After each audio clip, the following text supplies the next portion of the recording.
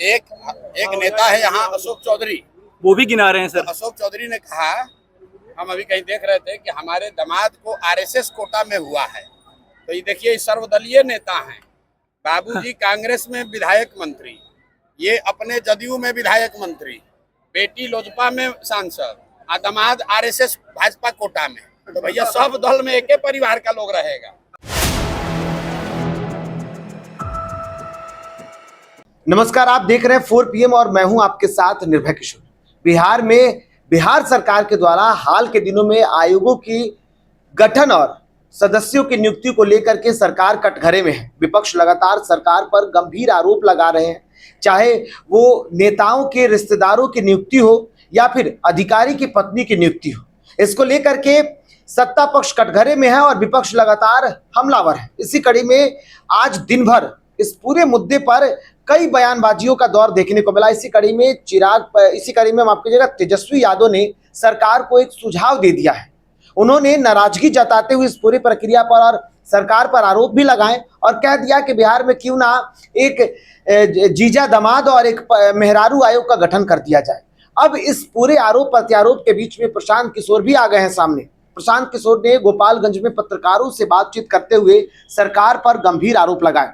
प्रशांत किशोर ने कहा कि इस पूरे गठन प्रक्रिया में नीतीश कुमार पूर्ण रूप से अचेत हैं। ऐसे में उनके आसपास रहने वाले लोगों ने ऐसे आयोगों का गठन किया है और उन्होंने इसका फायदा उठा लिया है अपने रिश्तेदारों को शामिल करके। इतना ही नहीं, प्रशांत किशोर ने एक बार फिर से अशोक चौधरी पर हमला बोला है।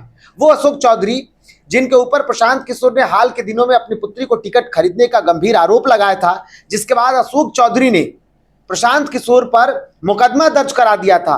वही प्रशांत किशोर ने, जन सुराज के संस्थापक, उसके सूत्रधार प्रशांत किशोर ने अशोक चौधरी पर एक बार फिर से गंभीर आरोप लगाए हैं। अशोक चौधरी को लेकर के प्रशांत किशोर ने बड़ी बातें कह दी है, चाहे वो उनके पिता को लेकर के कि उनके पिता किसी और पार्टी में, पुत्री किसी और पार्टी में, दामाद तक के पूरे जो उनके परिवार के जो लोग हैं उनको लेकर के भी उन्होंने कह दिया है कि परिवारवाद को लेकर के जहां एक तरफ यही एनडीए के लोग आरोप लगाते रहे हैं, अब वो पूर्ण रूप से इस पूरे प्रक्रिया में शामिल हो गए हैं। इतना ही नहीं, प्रशांत किशोर ने तेजस्वी यादव पर भी गंभीर आरोप लगा दिया है और कहा है कि जिसके घर खुद शीशे के हों वो भला दूसरे के ऊपर आरोप कैसे लगा सकता है। प्रशांत किशोर ने क्या कुछ कहा, प्रशांत किशोर का पूरा बयान आपको सुनाते हैं। पटना में नेपोटिज्म पॉलिटिक्स पे चर्चा हो रही है। दामाद का मेहरारू आयोग बनाने की मांग की जा रही है। शिवाजी की तरफ से क्या कहेंगे सर आप? अरे मैं मोबाइल हटाए, जो भी नियुक्तियां हो रही हैं, जो भी तबादले हो रहे हैं, हाथ हटाइए महाराज, ट्रांसफर हो रहा है, कौन कर रहा है? क्योंकि नीतीश कुमार तो निर्णय लेने की स्थिति में है नहीं। शारीरिक मानसिक तौर पर जो आदमी स्वस्थ नहीं है वो तो निर्णय नहीं ले रहे हैं। तो उनके इर्द गिर्द जो लोग हैं वो सब में लूट मची हुई है, सब लोग कर रहे हैं। लेकिन सबसे हास्यास्पद बात यह है कि तेजस्वी यादव बता रहे हैं कि परिवारवाद हो रहा है। जिस परिवार का 8 आदमी पॉलिटिक्स में है वो दूसरे पर उंगली उठा रहा है। तो भाई ये दोनों लोग एक ही हैं। एक नेता है यहाँ अशोक चौधरी, वो भी गिना रहे हैं सर। अशोक चौधरी ने कहा, हम अभी कहीं देख रहे थे कि हमारे दामाद को आरएसएस कोटा में हुआ है। तो ये देखिए, सर्वदलीय नेता हैं। बाबूजी कांग्रेस में विधायक मंत्री, ये अपने जदयू में विधायक मंत्री, बेटी लोजपा में सांसद, दामाद आरएसएस भाजपा कोटा में। तो भैया सब दल में एक ही परिवार का लोग रहेगा। ये सब जनता को बुर्बक बना रहा है। अरे चारा घोटाला नहीं चलेगा भैया, रुक जा, तुमको बोला सर।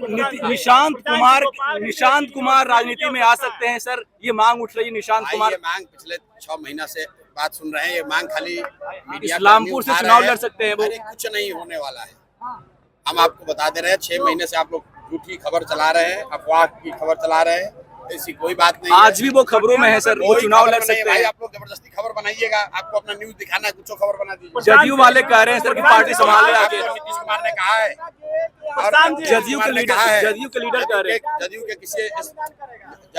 किसी स्पोर्ट्स पर्सन ने कहा है। प्रशांत जी, गोपालगंज के लोग कई सालों से यूनिवर्सिटी की मांग कर रहे हैं। नहीं मिलेगा, आगे भी नहीं मिलेगा, क्योंकि गोपालगंज के लोग वोट देने के समय जात पर वोट देंगे। अभी बताए हैं ना, यूनिवर्सिटी चाहिए तो यूनिवर्सिटी के लिए वोट देना पड़ेगा। वोट दीजिएगा, अरे रुकिए, नहीं होगा, आगे भी नहीं रहेगा। हॉस्पिटल बिहार में नहीं है, वोट दिए हो सर, अरे आप लखनऊ नहीं दिल्ली जाइएगा। सर 20 तारीख को सुनिए, आप जो है अभी यहाँ पर जो बताए हैं, आप यहाँ कैमरा लेके थे ना, हम लोगों से पूछे है ना भाई अपने पढ़ाई रोजगार के लिए वोट दिए हो, तो लोग क्या बोले नहीं दिए, तो नहीं दिए तो नहीं मिला। सर आप 20 तारीख को यहीं गोपालगंज चंपारण में रहेंगे, वहीं सिवान में मोदी जी आएंगे बगल के जिले में। नहीं सुधरेगा, नहीं सुधरेगा ना। सर आप यात्रा में रहेंगे यहीं गोपालगंज में 20 तारीख को, और पीएम मोदी सिवान आएंगे दोबारा। क्या लीजिए, कोई दिक्कत नहीं है। मोदी जी अब हर 10 दिन पर आएंगे। मधुबनी आए थे, विक्रम आए थे, पटना आए थे, कहाँ कोई पूछ रहा है। बहुत बड़ा पंडाल बनाया जा रहा है सर। पंडाल तो मधुबनी में भी लगा था। सरकारी खर्चा पे पंडाल लगाना है तो बिहार के बच्चों के पैसा से पंडाल लगा लीजिए। आपको लगता है कि वो सीएम पद का वो फिर से नीतीश कुमार को? मेरे भाई ऐसा है, मोदी जी बिहार जितनी बार आते हैं, लोगों को समझना चाहिए कि आपके हमारे पैसा से वो आते हैं। बिहार की गरीब जनता को कुछ मिले या ना मिले, मोदी जी का पंडाल का पैसा बिहार के लोग भर रहे हैं। सम्राट चौधरी कह रहे हैं कि बहुत बड़ी घोषणा करेंगे बिहार के लिए मोदी अरे जी। भैया, घोषणा मोदी जी 2015 में किए थे 1,25,000 करोड़ का, उससे ज्यादा करेंगे। अरे ठीक है, डाल देंगे। अभी बोले ना ये सर्वदलीय नेता है, बाबूजी कांग्रेस में, ये अपने जदयू में, बेटी लोजपा में, दामाद आरएसएस भाजपा में। अब आप लोग तय कर लीजिए भैया, कौना दल में है। ये सर्वदलीय नेता है, ये किसी दल में नहीं है। ये आदमी और परिवार सिर्फ सत्ता में है। किसी भी तरह सत्ता में रहो और लूटो। ठीक है सर, ठीक है सर।